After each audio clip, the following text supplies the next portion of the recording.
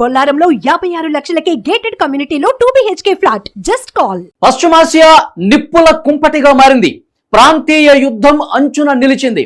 Hezbollah, Hamas అగ్రనేతలను మట్టుబెట్టిన ఇజ్రాయెల్పై Iran క్షిపణులతో ఒక్కసారిగా దాడికి తెగబడింది.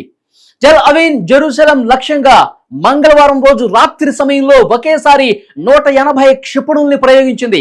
Screen మీద మనం చూస్తున్నాము, భయంకరమైనటువంటి దృశ్యాలు కనిపిస్తున్నాయి. ఒకేసారి 180 క్షిపణులు ప్రయోగించి యుద్ధం బీభత్స కాండ సృష్టించిందంటే అక్కడ పరిస్థితులు ఎంత దారుణంగా ఉన్నాయో ఇక్కడ మనం చూడొచ్చు. లెబనాన్లో భూతల దాడులు ప్రారంభించినట్టు ఇజ్రాయెల్ ప్రకటించిన కొన్ని గంటల్లోనే ఇరాన్ క్షిపణులు ప్రయోగించడం ఇక్కడ చాలా స్పష్టంగా కనిపిస్తోంది. ఈ తాజా పరిణామాలతో పశ్చిమాసియాలో యుద్ధ మేఘాలు కమ్ముకుంటున్న పరిస్థితి కనిపిస్తుంది. యుద్ధ మేఘాలతో ఏదైతే అక్కడ స్థానిక ప్రజానికం కూడా తీవ్రమైనటువంటి భయాందోళన కనిపిస్తోంది.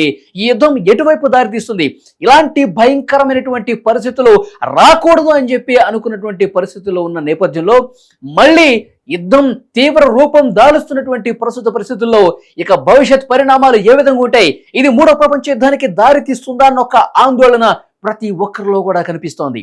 ఆ ప్రాంతం మీదుగా ప్రయాణించే విమానాలు, పలు విమానయాన సంస్థలు కూడా దారి మళ్లిస్తున్న పరిస్థితి కనిపిస్తోంది. ఎందుకంటే అక్కడ విపరీతంగా క్షిపణులు వస్తున్నాయి, బాంబుల మోత కనిపిస్తుంది, బాంబుల వర్షం కనిపిస్తోంది. కాసేపు ఒక 10 నిమిషాల పాటు క్షిపణుల వర్షం కురిస్తే మరికొద్దిసేపు బాంబులు పడుతూ ఉన్నాయి, మరికొద్దిసేపు ఇంకొక రకంగా దాడులు చేస్తున్న పరిస్థితి. ఈ పరిణామాల నేపథ్యంలో కొన్ని విమానయాన సంస్థలు అటువైపు ట్రావెల్ చేయడానికి ఇబ్బంది పడుతున్నారు, అటువైపు విమానాలు పంపించడానికి జంగుతున్నారు. కొన్ని విమానాలు అయితే పూర్తిగా రద్దు చేసిన పరిస్థితి కనిపిస్తోంది. ఇలాంటి ఉద్రిక్త పరిస్థితులు ఉన్నటువంటి నేపథ్యంలో ఇరాన్, ఇజ్రాయెల్, జోర్డాన్ మీదుగా విమానాలు నడపకూడదని చెప్పి ఆల్రెడీ డెసిషన్ కూడా అయిపోయింది. ఇంత సంఘర్షణ జరుగుతున్నటువంటి నేపథ్యంలో చాలా తీవ్రమైన భయంకరమైన పరిస్థితులు, యుద్ధకాండ కనిపిస్తున్నటువంటి ఈ పరిస్థితుల్లో అలాంటి ప్రాంతాల మీదుగా ఈ సర్వీసులు నడపొద్దని కూడా విమానయాన సంస్థలు చెప్తా ఉన్నాయి. ఇక భద్రతా కారణాల రీత్యా జర్మనీ నుంచి భారత్కు రావాల్సిన విమానాలను లుఫ్తాన్సా ఎయిర్లైన్స్ ఆ ప్రాంతం మీదుగా నడపకూడదని చెప్పి డెసిషన్ తీసుకుంది. ఇజ్రాయెల్ పై ఇరాన్ క్షిపణి దాడులతో ఫ్రాంక్ఫర్ట్ హైదరాబాద్, ఫ్రాంక్ఫర్ట్ ముంబై విమానాలు టర్కీ మీదుగా మళ్లించిన పరిస్థితి. ఇరాన్, ఇజ్రాయెల్ గగనతలం మీదుగా భారత్ నుంచి ఫ్రాంక్ఫర్ట్ కు బుధవారం ఉదయం బయలుదేరాల్సిన విమానాలు కూడా రద్దు చేసుకున్నారంటే పరిస్థితి అక్కడ ఎంత దారుణంగా ఉందో, తీవ్రంగా ఉందో అర్థమవుతుంది. కొన్ని భయంకరమైనటువంటి పరిస్థితులు కనిపిస్తున్నాయి. క్షిపణుల వర్షం, వందలాదిగా అక్కడ ఉన్నటువంటి వాళ్ళు చనిపోతున్నటువంటి పరిస్థితి. స్విస్ ఎయిర్లైన్స్ సైతం ఆ ప్రాంతం మీదుగా విమానాలు నడపకూడదని నిర్ణయించింది. ఈ మేరకు ఒక ప్రకటన కూడా విడుదల చేసింది. దుబాయ్, భారత్, ఆగ్నేషియా విమాన సర్వీసుల్లో అదనంగా 15 నిమిషాల వరకు సమయం పెరుగుతుంది. అక్టోబర్ 31 వరకు కూడా ఇజ్రాయెల్, లెబనాన్ గగనతలం మీదుగా వెళ్లే విమానాలు దారి మళ్లించామని ఆ అనౌన్స్మెంట్ లో చాలా స్పష్టంగా ఉంది. ఇక మంగళవారం రోజు జ్యూరిచ్ నుంచి బయలుదేరిన దుబాయ్ విమానం ఎక్కువ దూరం ప్రయాణించాల్సిన అవసరం రావడంతో టర్కీలోని ఆంటాల్యాకు మళ్లించారు. ఆంటాల్యాలలో ఇంధనం నింపుకొని దుబాయ్కి ప్రయాణాన్ని కొనసాగించింది. లుఫ్తాన్సా ఎయిర్లైన్స్ అధికారి ప్రతినిధి ఒకరు చెప్తూ, భద్రతా పరిస్థితుల కారణంగా మేము ఇకపై ఇరాక్, ఇరాన్, జోర్డాన్ గగనతలం గుండా ప్రయాణించడం లేదని చెప్పి చాలా స్పష్టంగా పేర్కొన్నారు. ఎయిర్ ఇండియా అధికారి కూడా ఇదే విషయం స్పష్టం చేశారు. పశ్చిమాసియా లేదా ఇతర మార్గాల్లో ప్రయాణించే మా అన్ని విమానాలన్నీ కూడా భద్రత లేదా భద్రత ముప్పుపై ప్రతిరోజు కూడా మేము అంచనా వేస్తూ ఉన్నాము. ఈ కార్యకలాపాలకు ప్రమాదం పొంచి ఉన్నటువంటి ప్రాంతాలను నివారించడానికి అవసరమైతే కొన్ని సర్దుబాట్లు కూడా చేస్తామని చెప్పారు. కాబట్టి అక్కడ గగనతలం ఎంత దారుణమైన పరిస్థితుల్లో చవి చూస్తుందో ఇక్కడ చాలా క్లియర్గా అర్థమవుతుంది. ఎందుకంటే వందల కొద్ది క్షిపణులు అవన్నీ కూడా మొత్తం ఇజ్రాయెల్ లక్ష్యంగా ముందుకు పోతున్నాయి. అక్కడ చాలా బీభత్సకరమైనటువంటి తీవ్రమైన పరిస్థితులు కనిపిస్తూ ఉన్నాయి. ఈ నేపథ్యంలోనే చాలా విమానయాన సంస్థలు అటువైపు వెళ్ళటానికి ధైర్యం సరిపోని పరిస్థితుంది. ఈ ఏడాది ఏప్రిల్లో కూడా ఇటువంటి పరిస్థితి ఎదురైంది.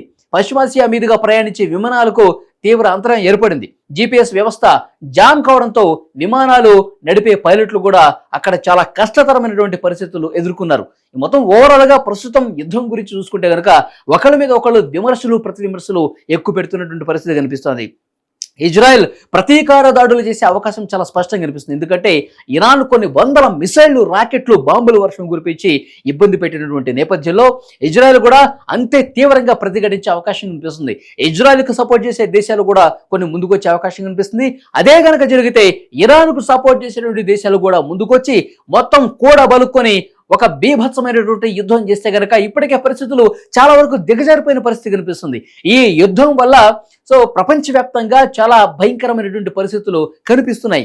ఇప్పుడు దేశాలు కొన్ని కూడబలుక్కుని ఆయా దేశాలకు మద్దతుగా వెళ్ళి యుద్ధం స్టార్ట్ చేస్తే ఇప్పటికే అలాంటి సంకేతాలు కొన్ని వినిపిస్తున్న నేపథ్యం కనిపిస్తోంది. ఇటు ఐక్యరాజ్య సంస్థ లాంటి వాళ్ళు కూడా ఈ యుద్ధాన్ని ఆపేందుకు సహేతుకమైనటువంటి పరిస్థితుల్లో ఒక అంచనాకు రాలేని పరిస్థితి కనిపిస్తోంది. యుద్ధాన్ని ఆపడానికి ఉన్నటువంటి ప్రస్తుత చర్యలేంటి? మిత్ర దేశాలు కొంత సాజావుగా సానుకూలంగా ఏమన్నా చర్చలు జరిపి యుద్ధం ఆపే దిశగా చర్యలు తీసుకుంటే బాగుంటుందని ఒక చర్చ జరుగుతున్నప్పటికీ కూడా అలాంటి పరిస్థితి ఎక్కడ కనిపించట్లేదు. ఇప్పుడు ఇజ్రాయెల్ గనక నిజంగా ప్రతీకార దాడి చాలా తీవ్ర రూపం దాల్చి చేస్తే గనక పరిస్థితులు మరింత క్షీణిస్తాయి, మరింత భయానక పరిస్థితుల్లోకి నెట్టివేయబడతాయి. అప్పుడు మూడో ప్రపంచ యుద్ధం ఇక ఎంతో సమయంలో లేదు. మూడో ప్రపంచ యుద్ధం రాక తప్పదు. ఒకవేళ మూడో ప్రపంచ యుద్ధం ఇస్తే దేశాలు నాశనం అయ్యే పరిస్థితి ఉంటుంది.